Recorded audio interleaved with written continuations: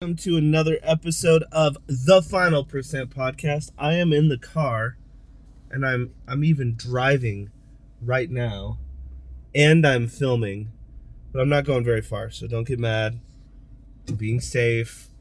I'm in a parking lot. I'm just gonna go over and grab some food, but in the interest of no excuses, I've got to get this podcast done. The podcast is a continuation of what I talked about yesterday in the Facebook group. And if you're not in the Facebook group, it's the Final Percent Network. And go be a part of our wonderful community. But I talked about the difference between a conclusion and a decision. A lot of people draw conclusions on things, and if you think about it, conclusions are things that will end things. So my conclusion is we're done here.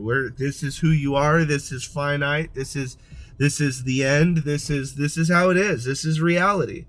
The problem is what we actually need to be doing is making decisions. And I think that people need to understand that decisions and conclusions are actually two very different things. Decision, to decide, means to cut off from some direction. So if we decide to go in a direction, right or left, and we choose left, that means we cut off the right direction. So as you're going through life and you're making these decisions, they are going to lead you to conclusions. So decisions, in a lot of ways, decisions start things, and conclusions are the things that, and I have concluded that you are a good person. I have concluded that you are a bad person. And then you just let that be the identity, which we do that too fast. We do things through our own lens in such a degree that I'm going through this book for I think the third time now. The Mountain Is You. And she talks about what's called the spotlight syndrome. I think this is fantastic because I think everyone's going through this. Have you ever had a discussion with somebody and you say you talk as if? And what I mean by this is you've posted something on Instagram, posted something on Facebook, and then you talk as if they watched your story. They looked at your post. They read your blog. They read your whatever it is. And then in the middle of you talking, they go, hey, just really quick, what are you talking about? Well, you came to the conclusion that they watch everything that you do, when most of the time it's just not true. And so we walk and talk as if everyone has the spotlight on us, where we live our own life, and that's okay to have the spotlight on you because you are in control of you, but everyone else has the spotlight on them. So if we can understand this spotlight syndrome and when and how and why we're going through it, we're going to be able to change our actions to be a little bit more understanding, to not draw conclusions so fast, because we draw conclusions so quickly that it wrecks relationships, that it wrecks opportunities, that it wrecks growth. And it just goes back to the idea of the final percent. The final percent talks about, what if you give everything? What if you give 100%? And I think that is an interesting concept, because if you give 100% to your health, you believe 100%, you know 100%, you love 100%, you contribute 100%. What happens if we do that in our community? So you look at these the contributors of a community, and this is why the biggest thing that you can do is support people and look at contribution. And contribution is not always monetary. More often than not, it is very much a sense of presence, a sense of focus, a sense of showing up. Going back to say yes and then stay yes. A lot of people say yes and then they're still looking for some sort of validation. So they start drawing all of these conclusions that, again, due to the spotlight scenario, they are not real. They are not actually happening.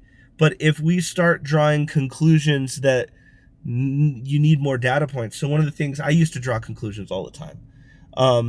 Until one time I just said, I need more data. So I'm not gonna make a decision on this. I'm not gonna draw a conclusion on this until I get more information. Because I'm going to draw a conclusion based on my only available information. And going back to the James Webb Telescope, I talked about this in our Facebook Live, which, again, join our Facebook group. I think it's a fantastic community. But the James Webb Telescope had 344 single point failures. This means that if any one of these things goes wrong, they are going to have to scrap the mission. Now, also, to put this into perspective, there was over 10,000 people that worked on this telescope. Now, also, to put this into perspective, it took 24 years from inception to launch. I think the single biggest thing that is ruining human potential and humanity is that took 10,000 people. They don't want to get into a community. They don't want to debate. They don't want to follow. Now, just to be clear, you're not going to be a good leader if you are not a good follower. If you don't know how to follow, you are not going to be a good leader. If it always has to be about you, spotlight syndrome, you are going to fail. It's just the way it is. Single point failures, 344. To put this into perspective, I can't remember the exact number, but I think the Apollo mission had like 25. 344, 25. Oh my goodness. And then 24 years. We're worried about our New Year's resolution, and we can't even string 52 weeks together. We can't even string 4 weeks together. We trick ourselves into staying in momentum because we don't have goals big enough that we're able to see clear dominoes. And that's the biggest thing, is if you want to create a coaching company, you are going to have to go coach your butt off. And for years, you're probably going to have to do it for free. You're going to have to lose money. You're going to have to go pay the money to be in the seminars, to be around the people. It just is what it is. If you want to be in the, aerospace industry, if you want to be in the restaurant industry, you have to be around the people that are doing those things. You have to be where your clients are, where your colleagues are, where the industry professionals are. You have to take massive action. But you try something for a year and then it doesn't work out how you thought it would. How? How is the tyranny of the mind? Tyranny means oppressive government. So it doesn't work out how you thought it would. So you draw all these conclusions, you come to these decisions, and then you operate out of a sense of doubt, which changes your energy, changes your action, changes your belief, and then you wonder why you fail. You have to be able to stay in momentum. You have to be able to be disciplined. That's why I loved this James Webb Telescope thing, because it was 24 years. I mean, Salo and Owen weren't even born yet. 24 years of hard work in a single direction with 10,000 people. And then when they finally launched, $10 billion later, they had 344 points, single point failures, which means if any of these fail, the entire mission is a bust. 24 years down the drain. 10,000 people's lives, basically wasted. Money wasted. Hopes and dreams shattered. Most people, you're operating, and you need to listen to me when I say this, you don't have any single point failures. If this fails, I'm done for forever. No, you just keep going. You just go until you don't quit. You're not in space with no one, with nothing around you, hoping that your code works, that the machine works, that the engine fires. You're not worried about that. So it begs the question of this idea of perspective. Now, here's another thing that happened. The first picture of the James Webb Telescope, and go look up this picture. The first picture is I think they said something, I'm probably going to get this wrong, but I want to say it was like 7,000 galaxies that they saw. 7,000 galaxies that are bigger than the Milky Way galaxy, which we reside in. Here's where everything gets crazy. They said that, to put this into perspective, the perspective, the field of view, the scope that we were looking at is if we held up a grain of sand and we held it up to the sky. That's our field of view, that we were able to see 7,000 other galaxies. Boy, that's a perspective shift. So here's the thing. You have to understand your field of view. When you're a sniper and you see something kind of like what I just said, the tiny grain of sand, that's your field of view that telescope was looking at in the sky, a tiny grain of sand, and there's 7,000 galaxies. If you move over any direction, up, down, left, right, horizontal, vertical, all these different things, you're going to see 7,000 new galaxies. That's the field of view. So here's the thing. Are you a sniper? So you're so tunneled on what you think is true. You're so tunneled on what you think you should be. You're so tunneled when what you need to do is take your eye off of your scope and look around and realize you're in this wonderful thing called life. Realize that there's so many things that matter more than money. There's so many, like, what is the difference that you're making? For you first, are you able to make a difference in your own life? Because if you can't make a difference in your own life, you're probably not going to make a difference for someone else's life. So ask yourself, how is my life different at the end of this year, 2023, than it was at the beginning? And if you can't write down very many things that you're proud of, we should probably adjust a few things in 2024. But you're going to need community. You're going to need a goal so big that it actually scares you. Not scares you because it's just different, but scares you because it's so massive. Most people confuse the words difficult and different. Like, for instance, most of the time I go and I do something for the first time, I'm not very good at it. But I've trained myself to tell myself, look, this is not difficult, it's just different. I'm going to get good at this. That's different than having a giant goal to where you're like, how in the world am I ever going to accomplish this? Well, you're going to need time, you're going to need support, and you're going to need discipline. For anything to change, those three things need to be present: time, support, and discipline. You buy the support, but you don't give it the time that it needs. You give it the time, but you don't buy the support. You buy the support and the time, but you're not disciplined. If you want something out of this life, if you need something out of this life, you're going to have to put in the work. You're going to have to believe. You're going to have to equip yourself. But you cannot wait for life to come to you. You have to go to it.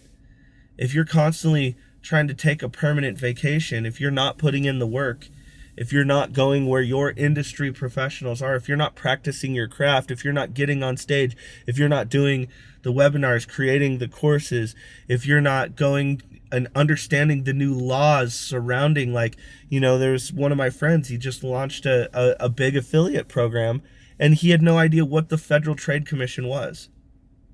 What? This is going to end badly. You have to equip yourself. But equip yourself with the right amount of knowledge for the right amount of time so that you can do the right amount of work. Otherwise, you're going to spin your wheels a lot more than you think you are because you're on holiday. And ask yourself, am I on holiday? Am I making excuses? That's why I love the phrase, look, you can become a success from a failure, but you can never become a success from excuses. So if you're blaming someone else, if you're blaming circumstance, if you're blaming government, you're wrong. There's a common denominator that's always been there through your entire life. There's a common denominator because you've had ups and downs in the government, ups and downs in the economy, ups and downs in your life. You're the common denominator. You need to stop being the variable. That's the thing that's happening. You are the variable. You. So gain some perspective, get some support, get some discipline, actually put in the time and give it the time that it's going to need. But don't be surprised if the time that is needed is longer than a year, longer than 2 years, longer than 3 years. 4 years? 5 years? I want you to learn this word, until. Until. You are going to give it the time. You are going to keep buying the support. And you are going to keep the discipline, the effort behind the support and the time until it works. Your dreams matter. You matter. You are needed and necessary. And it is time for you to put in the freaking work. I love what Ed Milet says, and here I'm going to end here. He said, this is separation season. Right now, everyone goes into hibernation. Everyone goes quiet. Everyone goes dormant. I'm not saying don't spend time with your family, because I think you should. But those late nights, maybe some of the weekends, maybe some of the times when everyone else is sleeping, and maybe football's been on for, 4 or 5 days straight. Separate yourself. Write the book. Launch the podcast. Build the course. Reach out. Get on stage. Practice the speech, whatever you've got to do. Now I'm talking from my industry. Your industry might be different. But this is separation season. It's time to separate. So when everyone comes out of hibernation, people are going, man, what have you been up to? Man, I've got dreams. I've got people that need me. I need me. My family needs me. Someone out there that I haven't met yet, because I made a decision in this separation season. I took a step towards them and they took a step towards me, and I'm going to be able to help that person and they're going to be able to help me, all because I made a decision to move. Decisions and conclusions are different things. I hope this helps. Love you guys so much. This has been another episode of the Final Percent Podcast. It's the final percent. The final percent.